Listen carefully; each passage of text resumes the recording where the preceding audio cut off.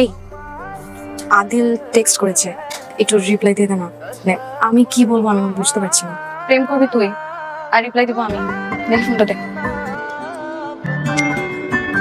পছন্দের কোনো রং হয় না, রং সুন্দর বলেই তাকে রং নামে ডাকা হয়। তবে আস্তে আস্তে আমি আর সারা একে অপরকে ভালোবেসে ফেলি। 2 বছর পর আমি পোস্টিং নিয়ে ঢাকার বাইরে চলে আসি। দূরত্ব বাড়লেও আমাদের ভালোবাসার কমতি কখনোই ছিল না। তারপর 2 পরিবারের সম্মতিতে আমাদের বিয়ের দিনক্ষণ ঠিক হয়।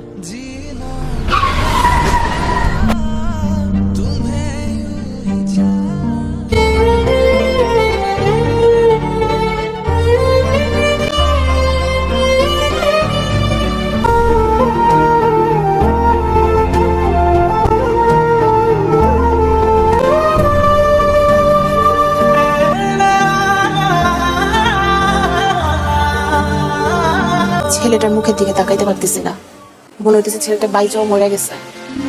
ভাইজান, সারা তো আর এই দুনিয়ায় নাই, ওকে তো আর ফিরাও আনতে পারবো না।